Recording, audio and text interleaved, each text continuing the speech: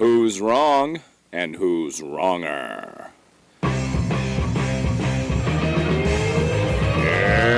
this corner, followed by millions, James the Exploding Unicorn Breakwell. And in that corner, ignored by millions, Steve Da Shrinko Levers. Hey everybody, welcome back to Wrong and Wronger. I am not as discombobulated as Breakwell is right now. My combobulation level has waned and waxed this morning, but at least I didn't just make a mess and drop something and make a huge noise. Breakwell, what do you got going on over there, man? I dropped you. It was my phone. It was resting on my leg, so it'd be safely out of the shot in case one of my many friends texted me and it made a noise or vibrated. So it was resting on my leg, but my pants are slick, and it fell off. But again, it was your face that fell and hit the ground, and that gives me some comfort. Well, I didn't even feel the shock down here in Nashville, but this is our first actual Friday recording of the podcast, and I don't know what to make of this recent development, James. It's like we have a whole new lease on life.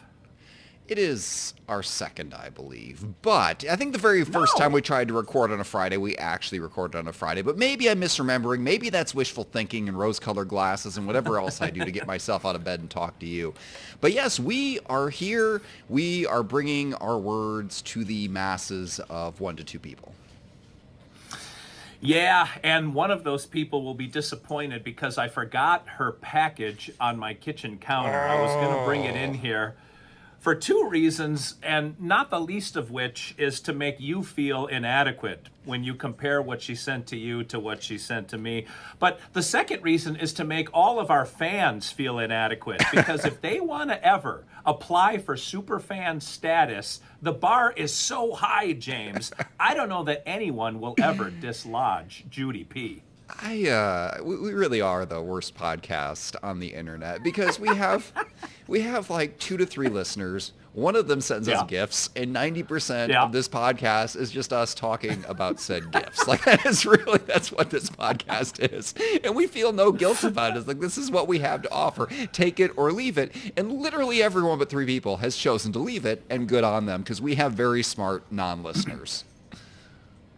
Well, I will say, and you probably get this too, but I believe, well, no, I don't know what you get. I'm sure you get a lot of coal and raw onions in your stocking, but I get quite a few, probably, it's not 10, but it's more than 5. I would say I get 8 or 9 Christmas cards and a small smattering of birthday cards every year from other fans that have gotten to know me through you and through the podcast.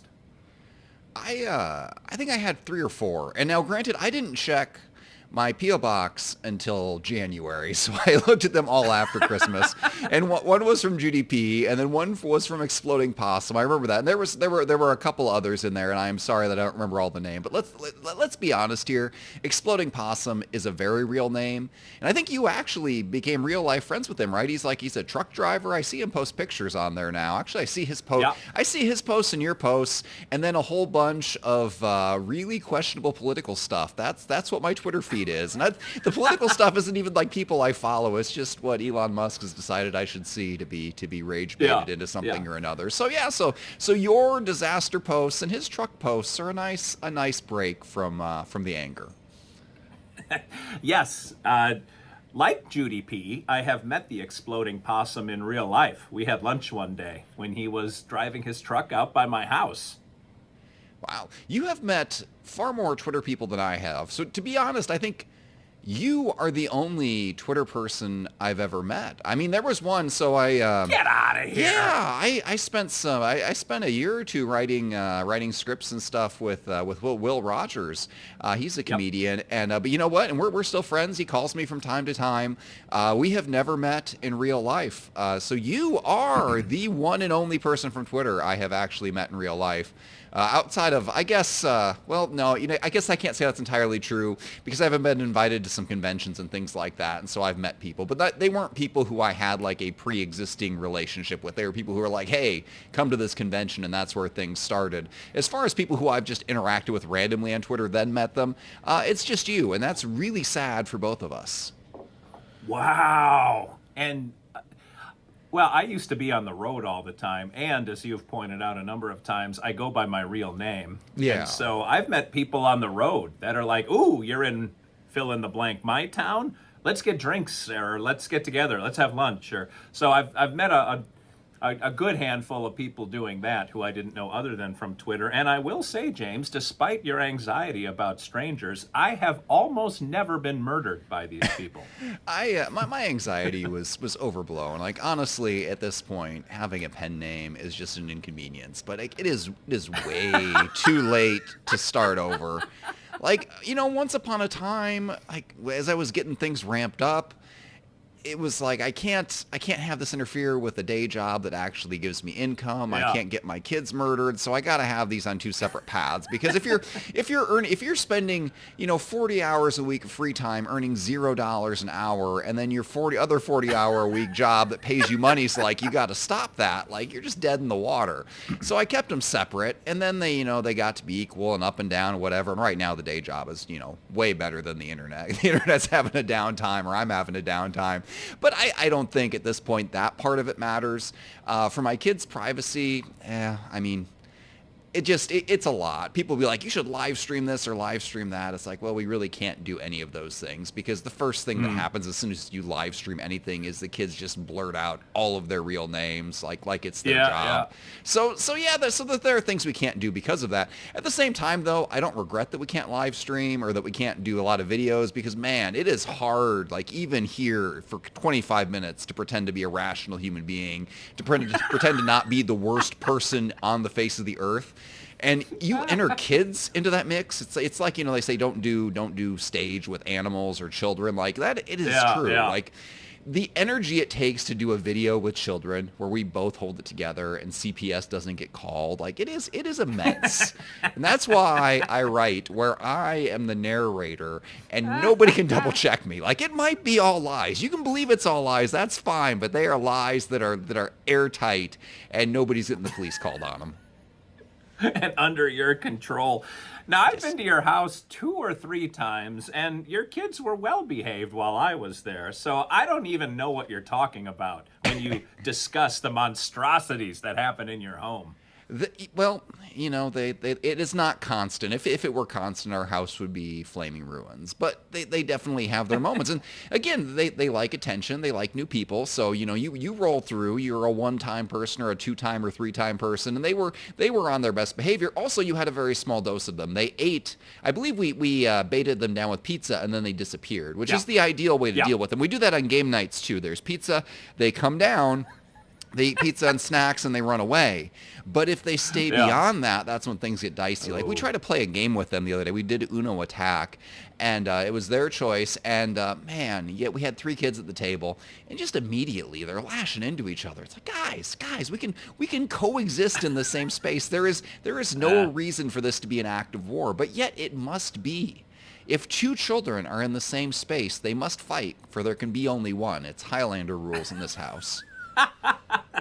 Boy, it's a good thing you didn't have twins, because there would have been like a battle to the death in utero, and you would not have had... Maybe all of them used to be twins, and this is why they have that Highlander point of view, because they are the victors that came out on top of the Lord of the Flies that happened inside of Lola. You might have experienced, well, you had brothers growing up, but like with your own kids, you had a boy and a girl, so maybe they had more separate spheres. But my kids, they're all up in the same sphere. Like they coexist. They want to play together. They try to play together, but the line between play and combat is 0. I mean, there's a reason I only have 2 rules in this house: pick up your stuff and don't touch each other. And they do not follow either rule. I cannot tell you how many times a day I hear a kid cry out, "Ow." It's like, why? Why is there an ow? Why was there physical contact between any of you? There should be a bubble. There is no reason for any child to ever touch another child at any means, because that touch is going to be a punch or a kick or a bite or a pinch for absolutely no reason. And that's just how they exist. I don't know at what stage that goes away. I'm assuming at like maybe their 20s at some point, like they like everything isn't a random physical fight, but we're not there yet. We are so far from there. It's funny. Not only do I have a boy and a girl, but they're 6 years apart. So they didn't have a whole lot. Those circles on the Venn diagram didn't cross much.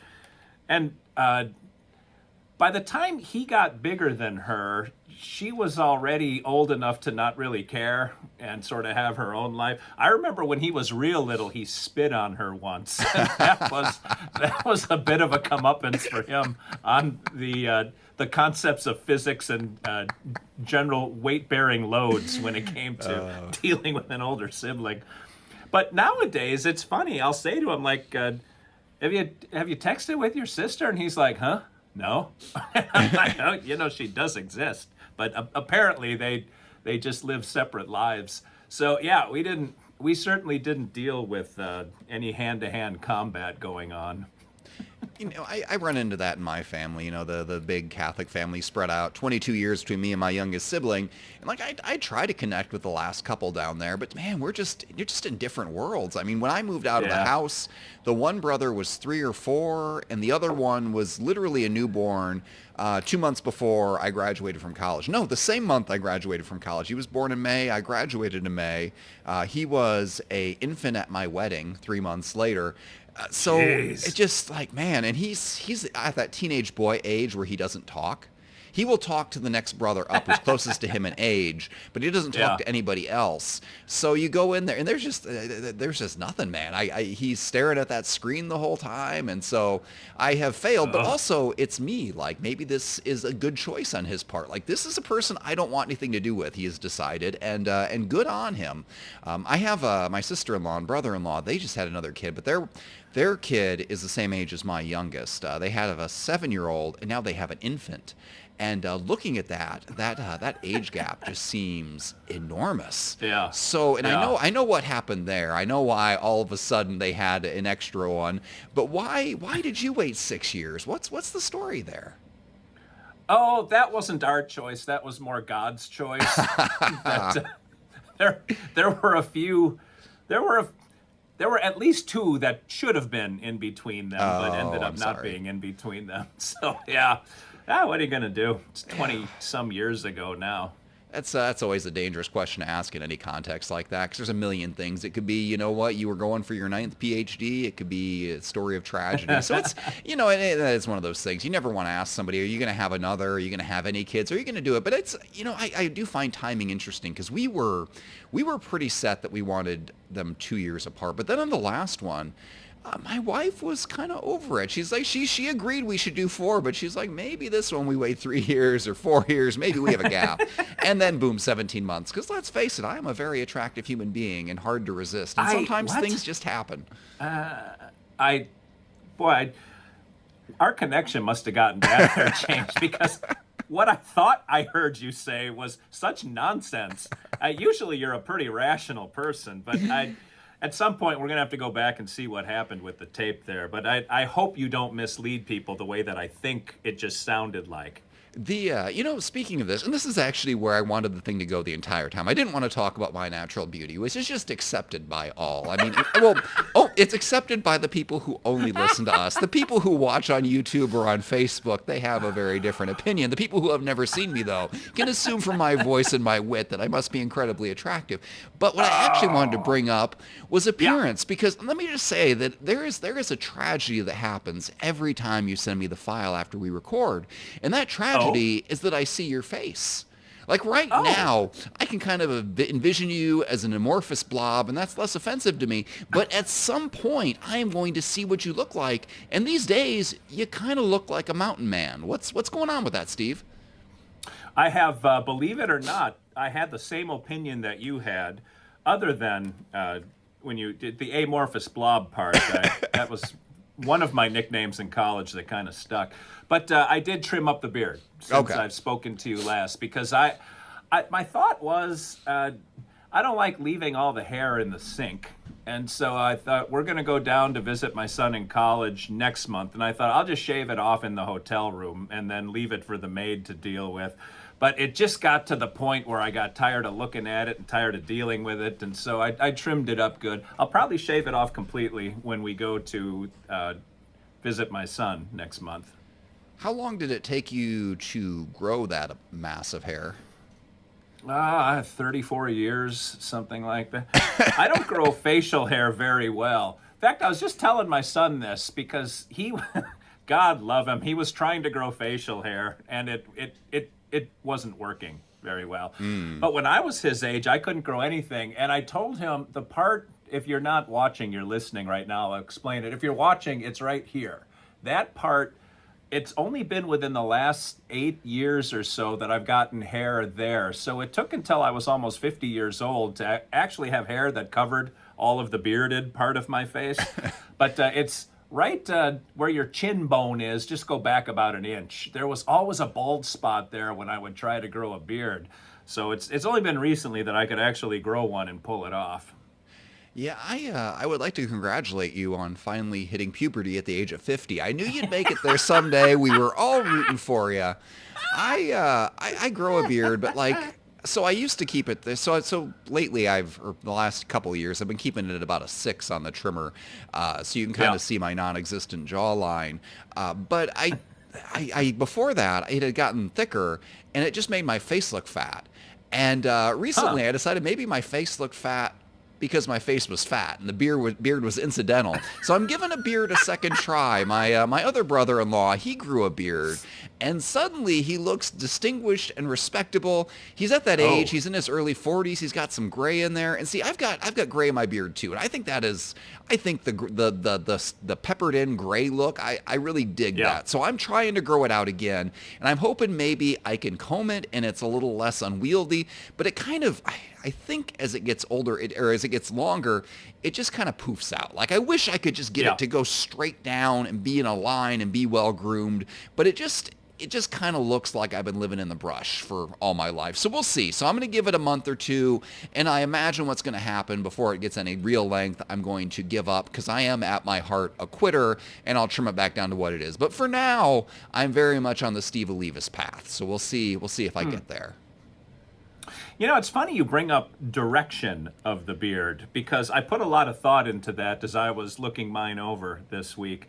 That I do admire. Now, mine is sort of thin anyway. It's sparse because I got a little bit too much Asian in me, or Pacific Islander. But I noticed that my beard grows as if a hurricane were sweeping it all to the right. So on one side, it goes toward my nose, and on the other side, it goes away from my nose, if you can kind of picture that. And I admire guys who have the beard that just grows straight down, so it doesn't matter how thick or thin the beard is, it's all sort of uniform. Mine is all over the place, so I do believe not only was I a sight for your sore eyes, but might have frightened some children along the way, too. And I get this thing too. I can't get it to lay down. There are just, I mean, I would say about 30% of the hairs just stick straight out. That is their direction, is they are poking out like daisies reaching for the sun, just going away from the soil. And if I could just get those to lay down, my face wouldn't be as scratchy. I've even pondered, like, I in a previous life, the previous time I had a beard, my bad beard, which the new beard will probably be equally bad, I pondered like getting a hair straightener. I was like, I do that? But my beard was so short at that point, I'm pretty sure I would have just burned my face off. But there's got to be a way. There was a guy at the gym the other day. Man, people get in trouble for staring at girls at the gym. I stare at guys. This guy had the coolest beard I have ever seen. He wasn't necessarily that fit. He looked like he hadn't been to the gym that much, but his beard was just straight down. It looked like he had, I don't even know how to describe it. It was like a cartoon beard that you would draw, like for a villain, like the dark, perfectly groomed, straight down, like he could have, I don't know, did Jafar have a beard? Something like, anyway, I wanted to go up to this guy and ask him, but I guarantee you if I would have been there, first of all, I would have creeped him out. I would have got thrown out of the gym. Like, there would have been words, but like, I guarantee you if I would have asked him, it just grows like that. He's probably just genetically blessed, because I don't know that any guy really puts that much time into their beard. I think you just kind of get what you get. It's a product of laziness, and eventually you get so lazy that you shave it off because even letting it exist is too much work. Boy, this is a great conversation because I've put a lot of thought into this too. Never thought to bring it up with you, but this reminds me of back in Wrong and Wronger when we were trying to find topics that were going to be controversial. And it's usually, what do people do that no one really knows that they do, like peeing in the shower, for example. Which no one does. The thing about daisies growing toward the sun, I was looking at it the other day and I started putting like hair conditioner in it to leave in to sort of weight it down a little bit so that it didn't start going in different directions. Because when you get gray hair, they don't follow the rules of logic that the rest of the hair follows. And so you'll get these rogue hairs and some get longer than others. It's just a mess. And the hair conditioner, FYI, did nothing. So short of going out and buying some product specifically designed for beards, I had actually contemplated all the points that you just brought up. I will say this. This is my hottest hair take, and it probably makes me a gross human being. But you know what so finally many fixed? things. Yeah. So I try to get my hair. It's a good hair day. Usually I look just absolutely miserable on here because I come back from the gym. And now people are going to say I still look miserable, and it's really going to hurt my feelings because I thought this is a good hair day for me. But I like to swoop it up into the side. This is an advanced haircut for me. Growing up, it just got buzzed off. I got married. My wife just buzzed it off. I mean, this like I go to Great Clips now. Yeah, tossing out an endorsement there. So I go there. With a coupon. You know, there's a lady there, and she cuts my hair just right. They type it in the computer. So we've through trial and error, mostly error, I figured out where I want this to be. But like I would go and I would wash my hair with shampoo, and it's like duck hair after that. It just sticks up. It's fluffy. It doesn't go anywhere. I look like I'm 10 again. I hate it. But you know what? If I don't use shampoo for like the next day, the next couple days, I can go like day 2, 3, 4. My hair is amazing. I don't put any product in it at all. It just swoops up and it stays there. I can wash it with water and it dries just in the right place if I comb it there, and life is good. But eventually, there is a curve to this. Eventually, it starts to look greasy, and I start to appear as gross as I really am on the inside. And then I have to shampoo it again, and the duck phase starts over. So man, hair is a struggle, and I don't know how women do it because I've got 1.5 inches, 2 inches up there, and it takes a lot of thought. Let me just clarify for all of the viewer that's watching right now and looking at you thinking, how dirty is that hair? You do actually shower despite not washing with shampoo, right? I shower every time. And here's the secret. So when my wife went on this whole thing about she only washes her hair a couple times a week. But when she does it, I think she doesn't actually get her hair wet a couple times. I don't know. She's got 1.5 miles of hair and she's got a whole system. Yeah. She's a scientist. I shower and I wash my hair, but just with water and not with shampoo on those certain days. And that seems to be the difference. That is the secret. That cracked the code. So we'll see. But you know what, though? Again, this is something that literally nobody cares about. Like, I'm already married. I'm not in the dating market. Nobody looks at me. I work from home. You can't even see me. Like, nobody sees me. So why do I even care? But yet I do, Steve. I am full of caring deep down to my core. Yeah, it's a little thing called self-respect that you've got for absolutely no reason whatsoever. There's nothing supporting that of actual tactile. I can't think of the noun I'm looking for, but yeah, you have dignity despite every piece of evidence to the contrary. That is fair enough. So I try to improve my appearance for no good, so that like the 4 times a day I actually walk by a mirror, I say, hey, I'm a little bit less disgusting than yesterday. And that's all I can really aspire to. Speaking of mirrors, so we have one mirror at the ranch. Ooh. My son's got a few in his cabin, but in our cabin there is one mirror, and apparently it broke over the course of last week and it's in our bathroom. And I remember going to the bathroom thinking, what happened to the mirror? Did Mrs. Steve set it somewhere? And I couldn't find it. And after a few days, I finally asked, and I said, I noticed the mirror's gone. And she said, did you notice the carpet is also gone? And I said, yeah. She said, yeah, it fell, and it broke. So we have no mirror, James. All I can do is go on instinct to determine how good I look. And you go out into the world, like people see Yeah. you. You are a man of influence and authority, and you're walking out here without a mirror. Does Mrs. Steve at least look you over first, or she just cut you loose and what happens happens? No, she doesn't even wake up by the time I leave. No, but that's the beauty of being the boss at the clinic here. Everyone has to pretend I'm brilliant and beautiful as I walk up and down the hallways because they know they will inspire my wrath otherwise. Well, I would like to give my condolences to all of your underlings who must put up with your appearance in person. I am in charge of no one. I see no one. I live here. And this video will go out into the world where it will also not be viewed. And I will continue to be invisible, which is as it should be, because the only one who deserves to appreciate my mediocre hair is me. Wow, that is such a great note to end on because no truer words have been spoken. You have gotten the word as Breakwell comes down from the mountain, carrying it on a hair tablet. And until we meet again, and you get to see which day in the phase of James's hair, it's sort of like a phase of the moon we will be at. Me, I'm at a consistent, beautiful state no matter when you catch me. Until we meet again, this is Steve Olivas, the beautiful Dr. Steve, for James the Exploding, and every 1 day out of 3 looking Breakwell, saying thanks for watching, thanks for listening, and remember, as always, 2 wrongs can make a right.